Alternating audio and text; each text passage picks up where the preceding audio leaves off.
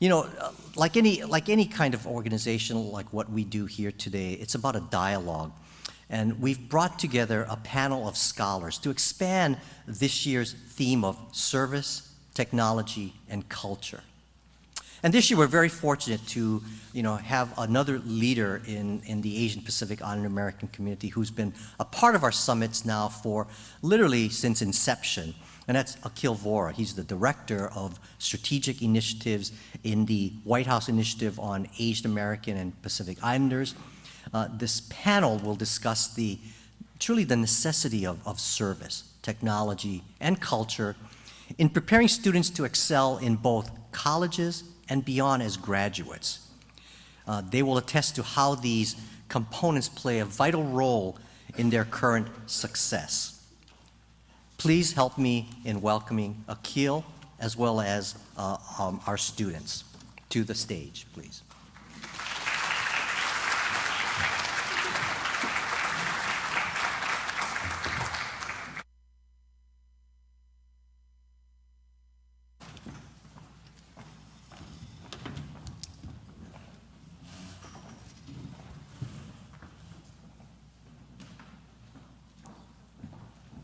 Come on up. So I wanted to really, first of all, thank APIASF and thank Neil. As Neil mentioned, I've been to many of these convenings.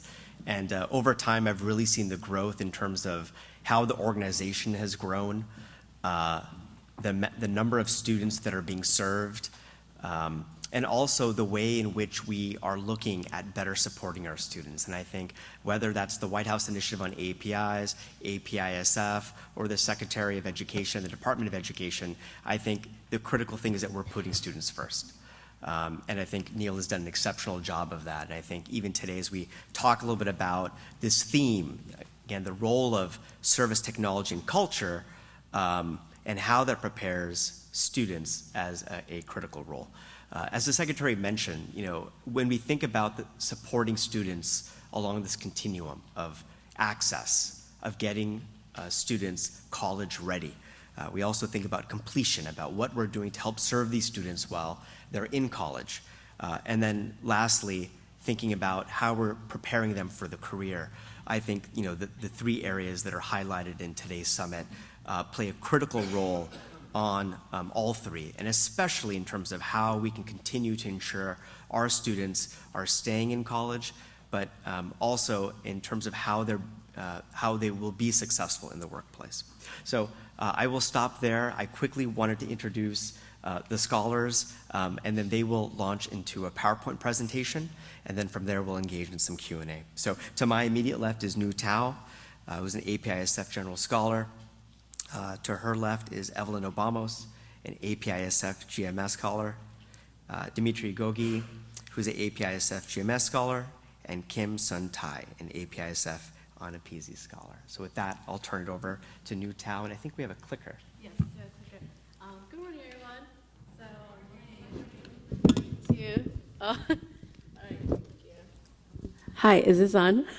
Okay, can you guys hear me? Cool. I'm not really a mic person because I usually speak really loud already, but I guess I'll use it anyway. So just a little introduction of myself.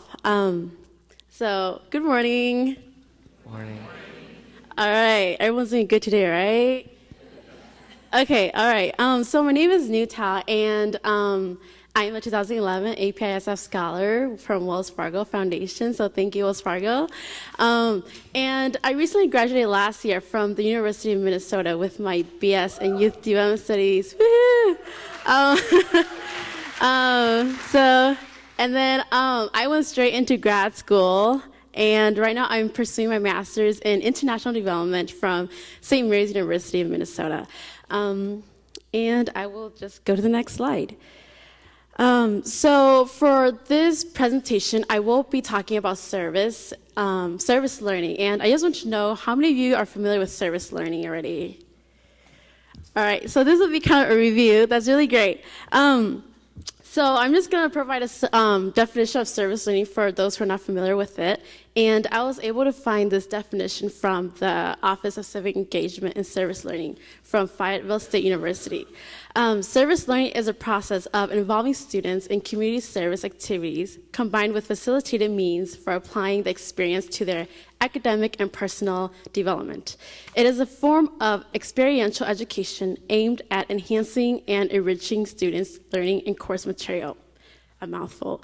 Okay, so I first heard of the term service learning when I entered college, and I was really unfamiliar with it, and it made me confused a lot because as college students, we have so many things to do. We have 2 part-time jobs, we have 20-page papers to write, we have final exams, like 5 in 1 week, and it made me wonder why we had to do it. And then as I began doing service learning, I realized the importance of it, and I'll be reviewing that in the presentation. So service learning is a way of teaching that encourages students to get engaged. But what I realized is that students need to be aware that your role is not to go into the community and think that you're there to fix or to better the community. And your role is to be with the community, to really get involved and understand and be in their shoes. Because by being in their shoes and really understanding the issues in the community from their perspective, you actually understand what it is that the community needs and not just from your preconceptions. So as you can see up there, service learning is about being with and not doing for or giving to. And according to the study done by Teresa Ling-Gay, she provided a lot of benefits that students do get from service learning, and that is why service learning matters a lot. So what she presents is that students get to build skills and understanding because by working in the community, you build communication skills and organizing skills and other skills such as facilitating. And you also bring economic knowledge to your classroom, and then you also bring knowledge from the classroom to the community. I won't go over all of them, but as you can see on the slide. And also, a main argument that she presents is that service learning in college helps support students and help them graduate in 4 years. And as you can see up there on the chart, she presents a diagram of how service learning helps students build skills, which leads to various development, personal growth, and then that leads to sustainable and graduation in college. So just for me, personal experience, what service learning means to me, I was able to gain a lot of network, and I think that is what is so important about service learning, because you go into the community and you're with all these really great people and you work with organizations. And by getting experience and working with leaders and organizations, you get to network, and they might know someone who is looking to hire a student who graduated from a BS in youth development. And by doing service, I was able to get a job right after college, and that is something that I know a lot of college students right now struggle with finding a job. So I think service learning is a great way that kind of helps students secure a job after graduation.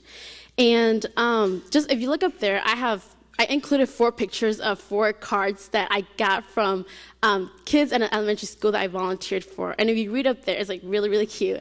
And they talk about, I miss you and I'll miss you so much. Thank you for being with us.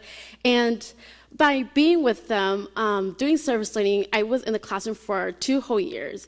And by doing service learning and receiving these cards, it made me feel that my job matters. It gave me a reason to actually wake up every morning and go to work, even though, sometimes it might be really hard.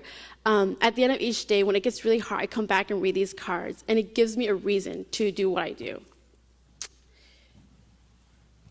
All right. And service learning doesn't just impact the student themselves, it also impacts the community, and that is why it's so important. Because students can work on reducing stereotypes and prejudice. So students go in there and they bring, the knowledge from the community back to the classroom, and they can be like, no, that's not how this community is. They have so much more to offer. They also bring awareness and understanding to the community. And what I mean by that is, they bring textbook knowledge to the community, and it helps community understand why these issues persist and what they can do about it. And most importantly, youth also have role leaders in the community like us. Because, a lot of students, they might not see AAPI students a lot as leaders, and by us doing service learning, they're able to see people who are just like them being leaders and making a change. And then we also provide resources to the community as well, because as college students, we get to network a lot, and we can help the community get connected with like an organization or person who can help them resolve issues in the community. And I'm not going to go through all of that because about digital divide and culture, because the other scholars will cover that. But hopefully everyone understands that, and I wasn't able to cover everything, but thank you so much for giving me your time to listen to me.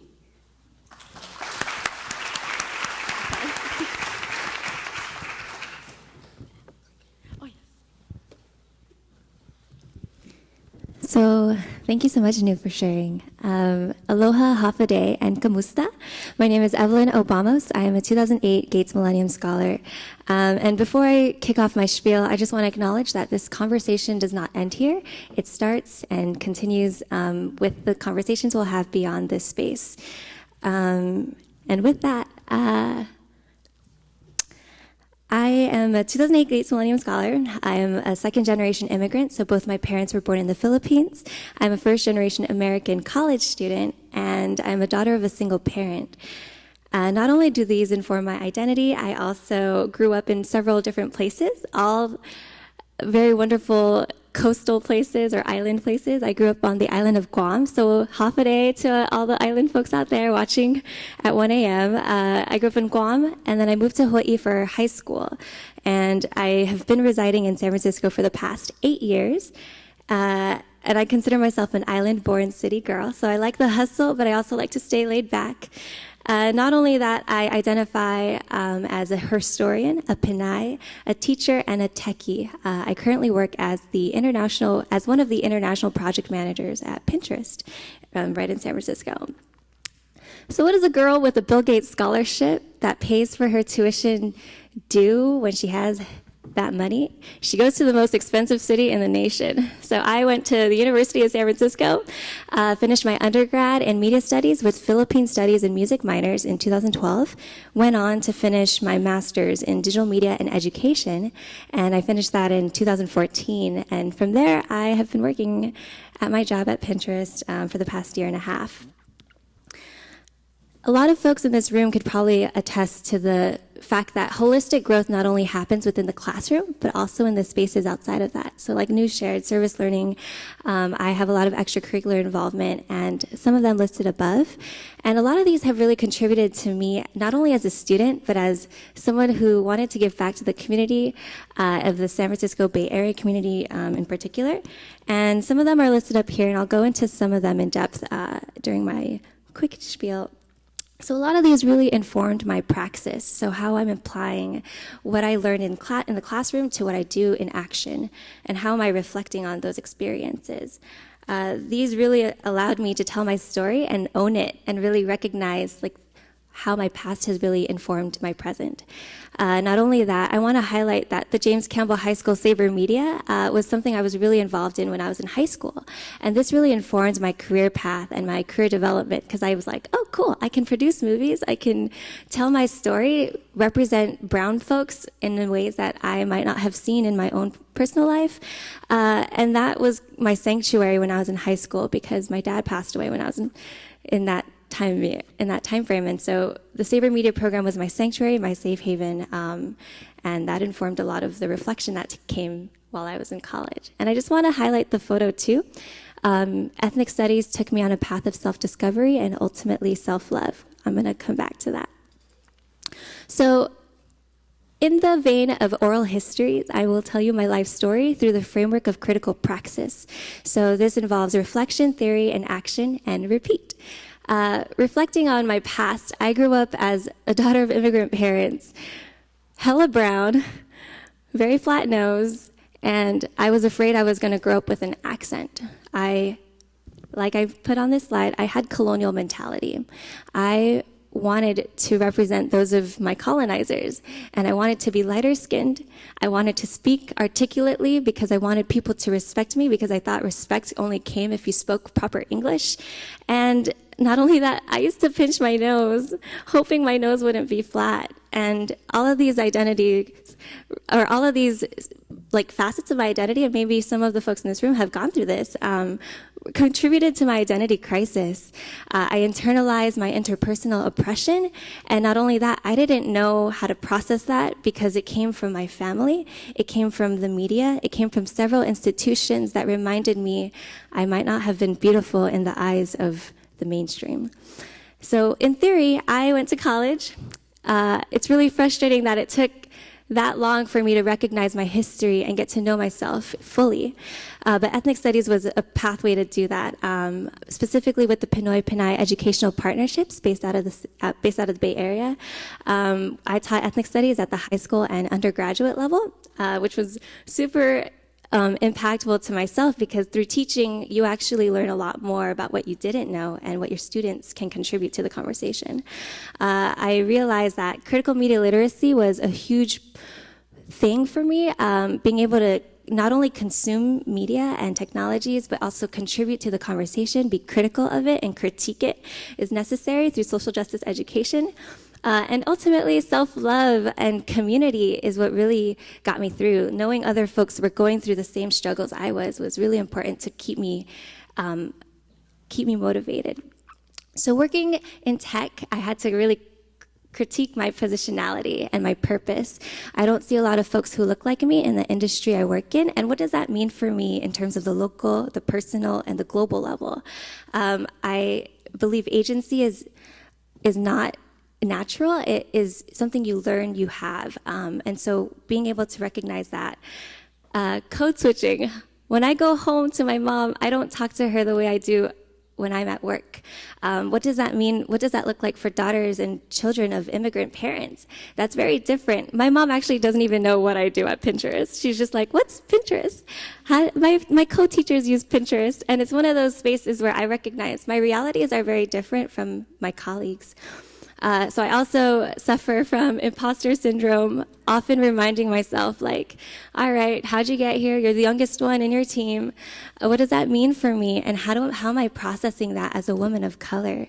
Mental and emotional wealth is something I recognized to really be more in tune with when I was in college.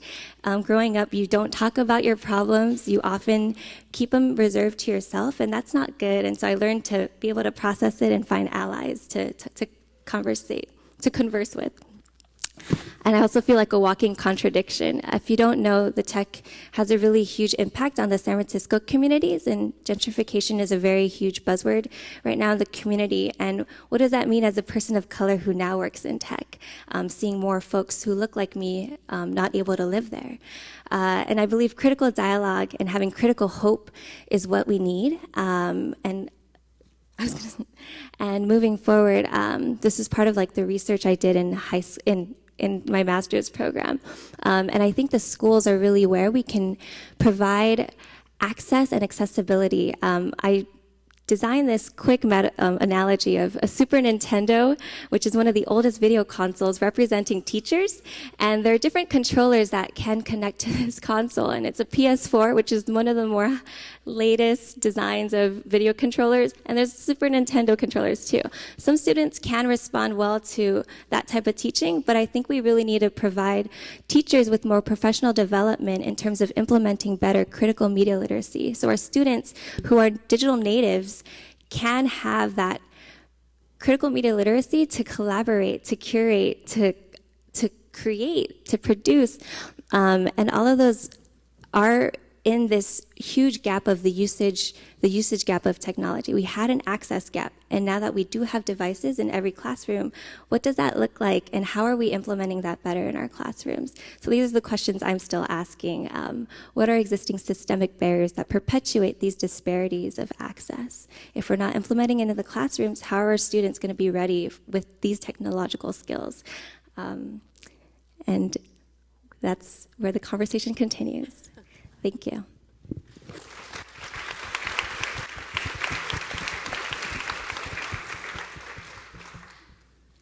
Hi, everyone. Good morning. My name is Dimitri Toso Lafaele Gogui, and I'm a 2011 Gates Millennium Scholar. So just a little bit about me. I'm from Carson, California, which is in the southern part of LA. I graduated class of 2015 from the University of California, Berkeley, where I double majored in sociology and gender and women's studies with a minor in education.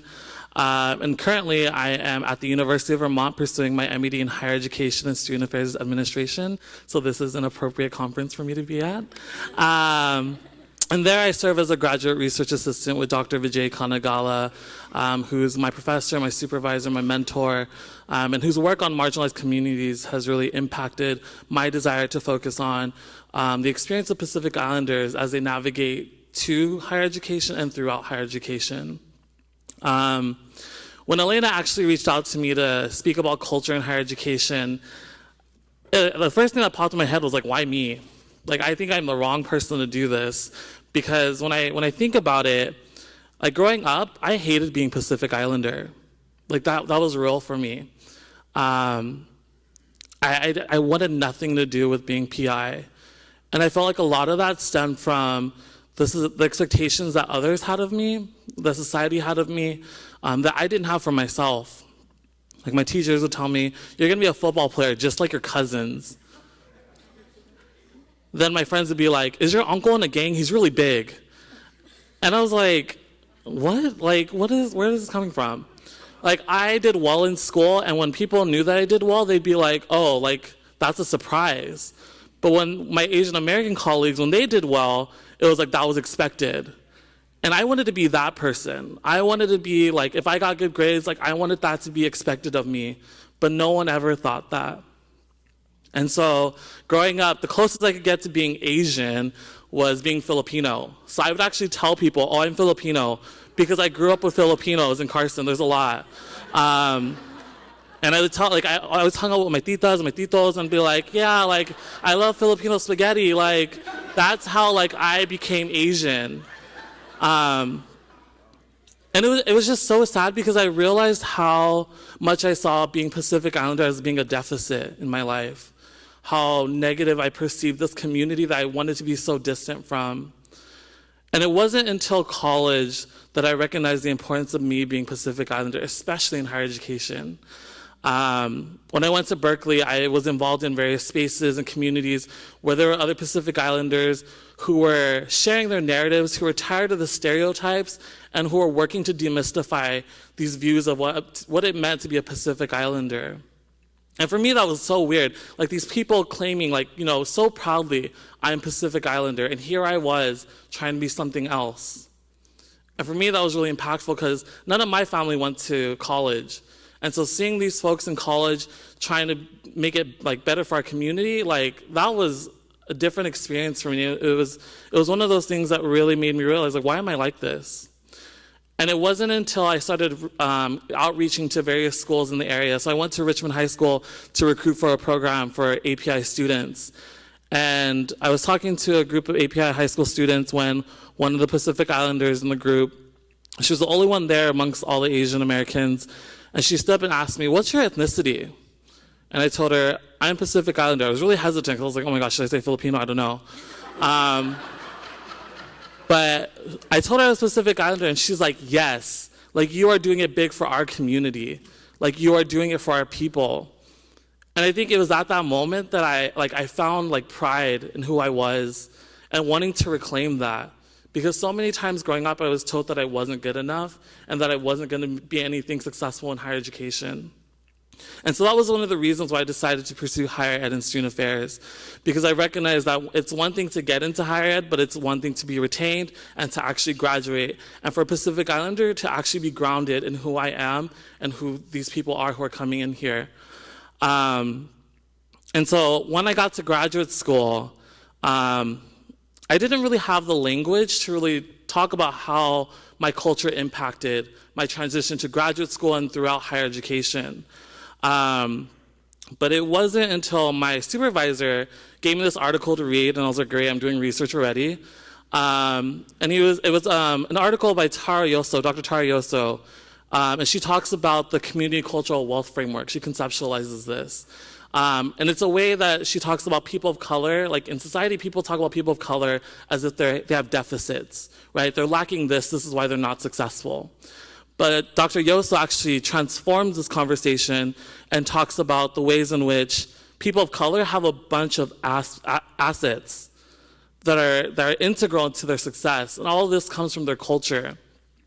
And so she conceptualizes the first 6 here on my slide, aspirational capital, linguistic capital, familial capital, so forth.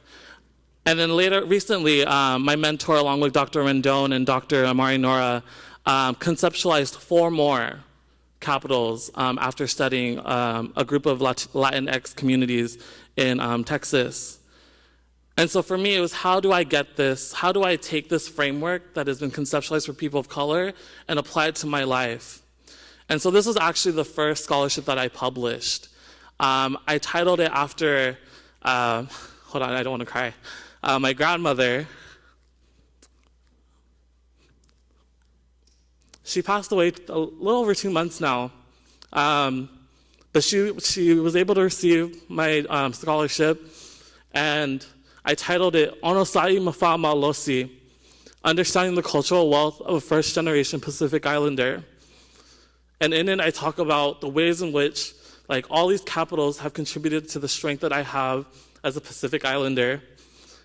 And I titled it Onosani Mafa'ama Losi because those are the words that my grandmother always spoke to me when I was struggling. When I was like, Mom, I called her Mom. I was like, I don't want to be Samoan. She's like, no, you're Samoan. She would always tell me that, and she would always ground me. And it was like this reassurance. And when you translate Onosai Mafa'ama Losi, it's strength, or have patience and be strong. But for me, Onosai Mafa'ama Losi carries so much more than that the English will never be able to translate and encapsulate. And it was recognizing that I have so much of my culture within me, embedded in me, that has made me the strong person that I am today. And because of this woman that's pictured here, she's part of my culture, she's part of who I am, and she continues to live through me, and her words continue to live through me. And that's something that I encourage all of you as AAPI, as however you identify, to remember the culture and ground yourself moving forward. So thank you.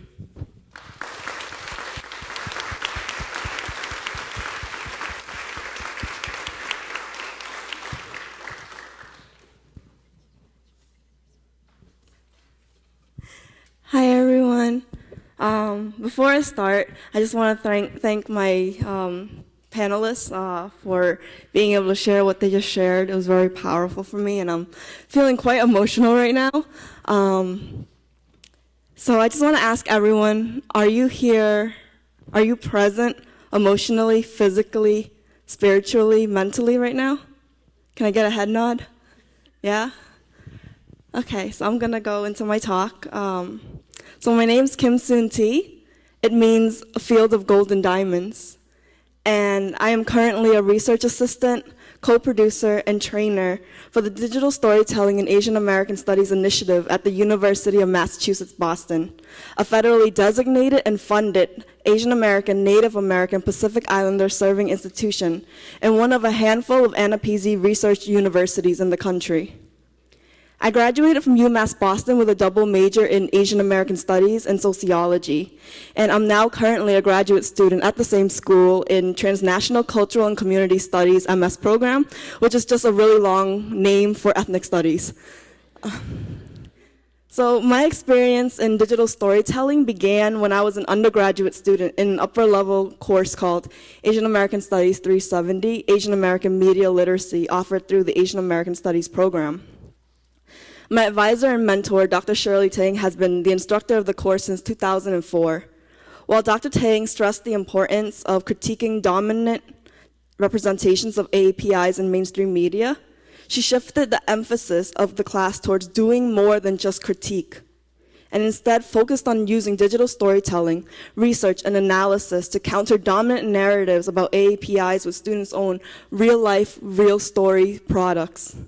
Since then, digital storytelling in Asian American Studies has been a curricular and pedagogical commitment in the Asian American Studies program.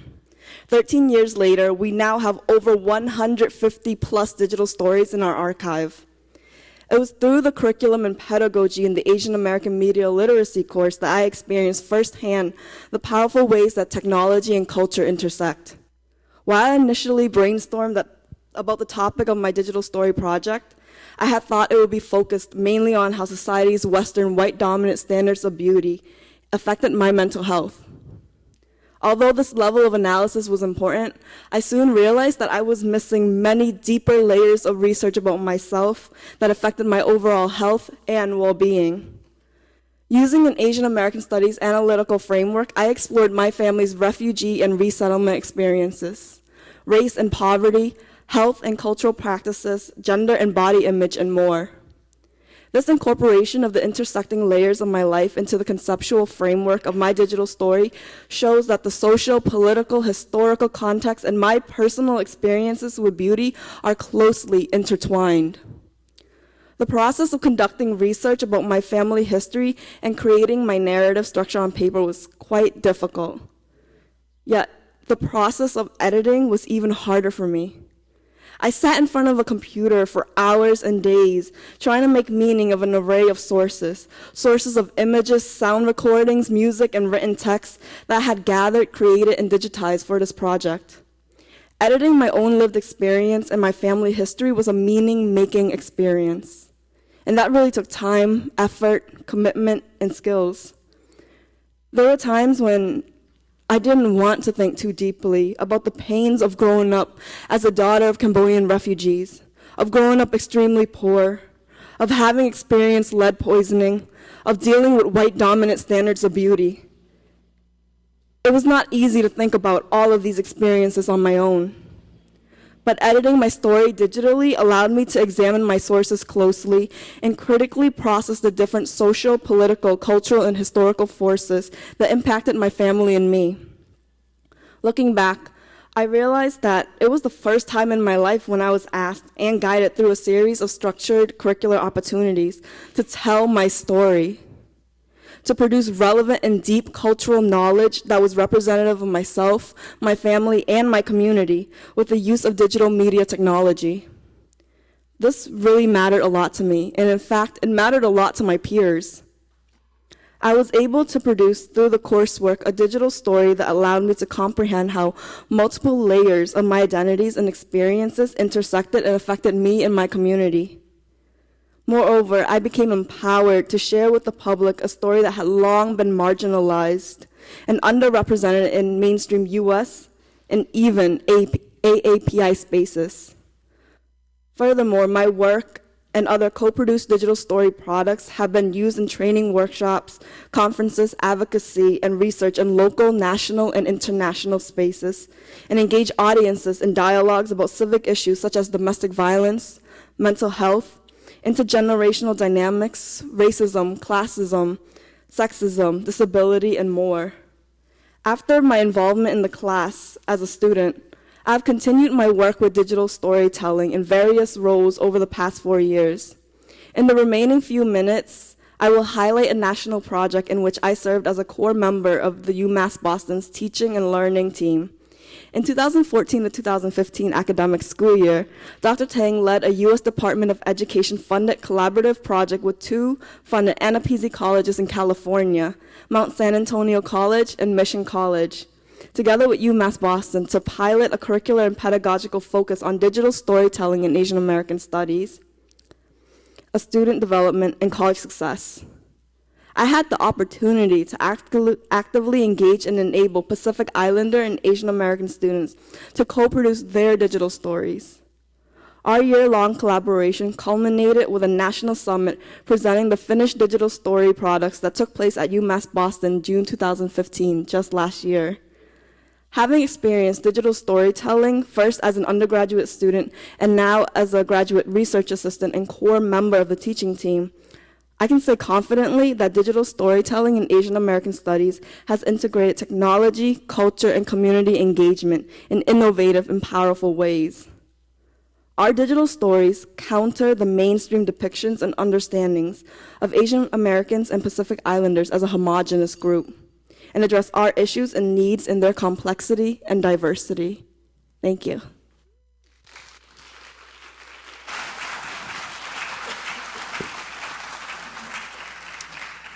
You know, I joke to a lot of folks that I work with that I hole myself in my office and doors closed and working on policy memos all day. But, you know, it is an absolute treat to be here today and hear directly from the students, because I think this is the reason why we do the work every day. And I think I was very much touched by all of your stories, and for Dimitri especially, I just want to say in our culture, you know, we say, Inna lillahi wa inna lillahi rajiun, which means to God we belong and to Him we return. So I'm sorry for your grandmother's loss, but I think she'd be so proud of you and what you're doing and what you're going to be. We have a bunch of questions that we'd like to get through.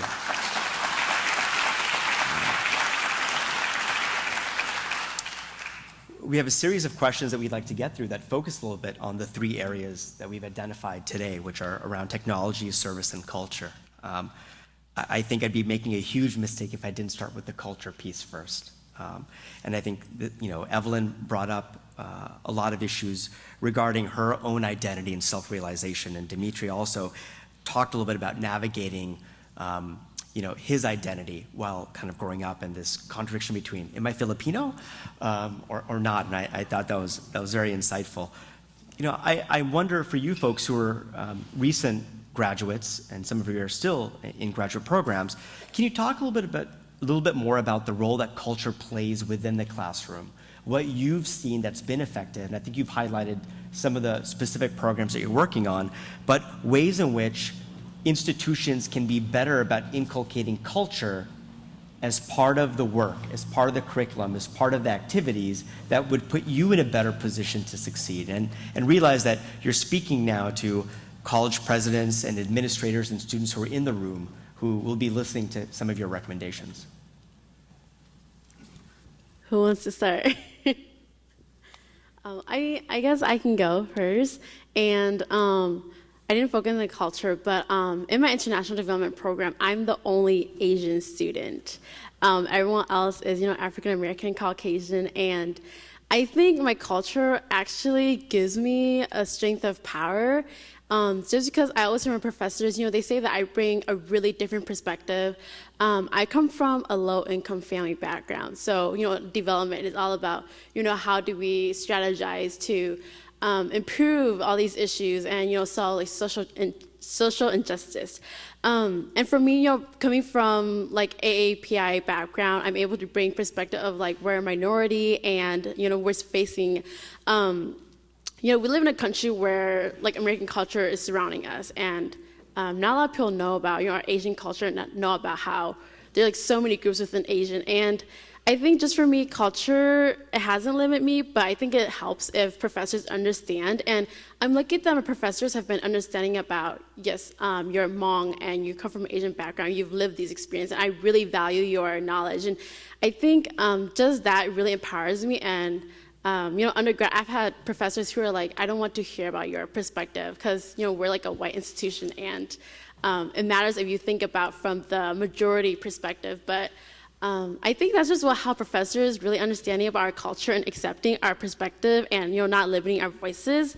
Just because I know being, you know, the only Asian student in a white classroom, it can be really intimidating. But I have used my culture as an empowerment instead of as a limitation. I think thinking about so I'm going to speak about the field of student affairs in higher ed. So like if you took a master's program in student affairs, you know. But a lot of the theories that we talked about revolve around the universal student, right? White, heterosexual, male, affluent. And so a lot of these theories in higher ed don't really apply to folks that look like me or other communities of color. And something that I've really appreciated about my program is the ability to take these theories, take these white ways of being and knowing, and challenging them. Providing that avenue to allow for reflection, for internal healing and reflection to take place. Because I think that's really important, because navigating higher ed, my 4 years at UC Berkeley, I was like, what does it mean to be a college student? But when I thought of a college student, I thought of a white male. How do I assimilate to this standard of being? And then in the process of doing that, you lose sense of self. And so my graduate program has allowed me to really go back and understand where my culture has intersected with ways of working with students, ways of being a leader, especially being a leader, because when I think about leadership, everyone thinks of a leader as someone who leads from the front, who's very vocal. But like in my PI culture, like that's not a leader. A leader is very community oriented. We talk to one another. We have that engagement.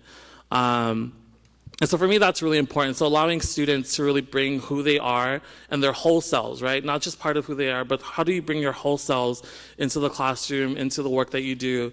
And it wasn't until I got to graduate school that all of my papers have been about being Pacific Islander. Like literally all of my papers, like they have Pacific Islander in the title. Because for me, that was important to reclaim my own identity and my own history. Can I answer also? Please.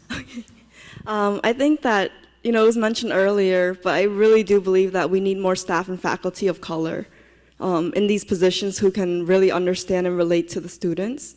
And I also think that we need a pedagogy and curriculum that's reflective of the students who come into the classroom.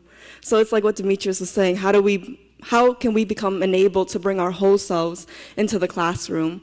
I don't want to just come into the classroom and be seen as just a student. I want to be seen as a human being, that I have more complexities of myself as a student, and that I want to bring all of these complexities and diversities within myself into the classroom. And I think that's really important to be able to enable students to have a transformative and liberating education, because throughout my whole life, my education has been oppressive. And education should not be that way. Education should be transformative, and I think this is one of the reasons why I'm so attached to ethnic studies. It has become that liberating space and transformative space for me, but I think that other areas of education should also be like that. Great.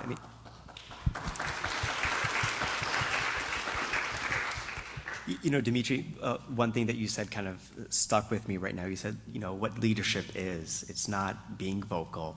And you said that, in the PI culture, it's more about being community-oriented. And I wanted to ask Evelyn, this question. You're in the workplace right now. And, as Dimitri kind of defined what leadership meant to him, do you think that analogy fits the workplace now, where the perception of what leadership is being team-oriented, that fits within the narrative of what our cultures bring? I can't speak on behalf of the industry as a whole, but I do have my my perspective working at Pinterest specifically. I think what really does intrigue me about the space I'm in, working at Pinterest was a very serendipitous experience. I had never planned on working in tech. I was actually finishing my master's in education and had been in the classroom space for all that time, but I had this opportunity to become a Philippines community manager as a contractor role, and from there got offered a full-time job. And part of that conflicted reality I talked about earlier was kind of really trying to see what this industry was about. I don't know about y'all, but the tech industry prior to working in it was a really ambiguous thing. Like, what do people do for a really small application on your phone or like a desktop browser, right? And working in this particular space, the business culture that I'm in really values this particular notion of knitting. And I think it really speaks to this community-oriented space where knitting as a business practice that I'm in currently, it involves the interdisciplinaries intersecting together. So if you think about when you knit something, you're putting together pieces of yarn and they're knitted into a final product. And I think with the environment I'm in right now, I'm learning how to do that better. I do come from various leadership roles, all that reflect the vocal leader, some that reflect the more paddle version of a leader, where someone that steers the boat is actually at the rear of a paddle, of the paddling team. And so I think it will vary in the different spaces you're in, the leadership role. But right now in the workspace, I think what's really important is learning how to adjust and to be flexible in those spaces and know when to step up, step back. And that goes with every project I work on, for sure. I work on the international team, so we work with 5 in-country teams outside of the US, and even their cultural norms are very different from what a leadership role would look like here in America. And so recognizing those has been important to my particular role.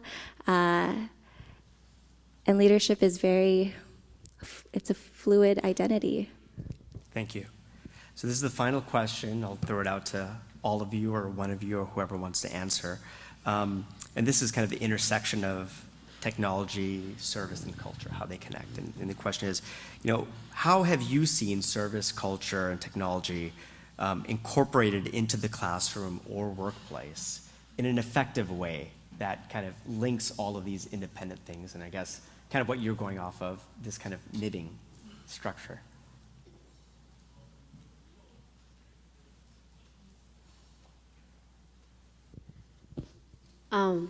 I'll go. I think that for me, what matters in service is that reflection is really important. And, because students go to the community and we bring back knowledge, but if the classroom space doesn't allow us to, reflect and bring our knowledge to the classroom, there's really no point in it. And if there's no connection, if I'm learning about something different in like the classroom and then I'm doing something different in service, it doesn't connect, it won't help at all. So I think it's really important that professors are really open to like a lot of reflection, and students love talking to each other. And lecture is really great too, but I think the connection between students really help a lot with service and understanding each other's culture. In terms of technology, it ain't going away. Technology is here to stay, and I think with this space we're in the classroom, with the spaces we're in the classroom, that's supposed to prepare us for the jobs we're going to be entering. It's supposed to be a space where we're learning these skills, these technical skills, to apply them into the roles we will be doing after college. And living in a digital information society, I think service is best implemented, like Nu said, when it's really thoughtful of the issues and meeting the issues where they're at and meeting the needs of people where they're at, not putting a Band-Aid formula on something that you think is the resolution. You really have to dissect the source of the issue and combat it from those avenues. And I really appreciated what Kim said earlier, but pedagogy. We need culturally relevant pedagogy for our students to really connect to the material and apply it in their personal and professional ambitions. Without that, we're going to just be in a dark room navigating without our eyes open. And I think that really grounds us. And being digital natives, we all have this natural ability to navigate these technological skills, but we need to be able to use that in a more purposeful way. And how are our teachers going to prepare us to do that? Is my question to this audience. Great. Well, I just want to thank all of our scholars. I'm so immensely impressed with what they're doing at such a young age. I think I was bowling or something and not attending conferences when I was in a similar position. But to see where they are now and where they're going to be in 5, 10, 15 years now, I mean, these are the folks who are going to be the future leaders. And not only them, but for all the scholars out here. So with that, I hope we can give them a round of applause and thank them for their time and contribution.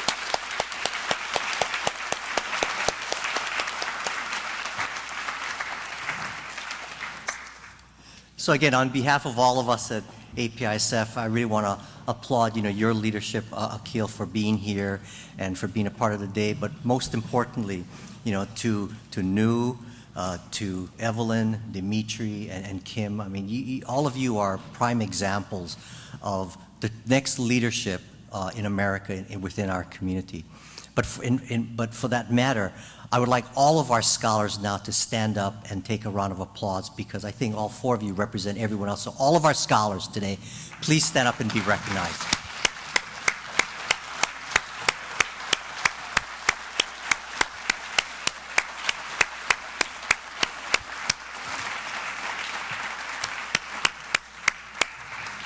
We expect a lot of great things from all of you as you not only pursue your dreams and passions, but also give back to the community and do all of the things that you said you would end up doing. And really, all of you are fine examples of the leadership going on in America today, as well as you're so articulate and you have the passion and drive to just do amazing work. So thank you very much for your leadership. And it's why I go to work every day.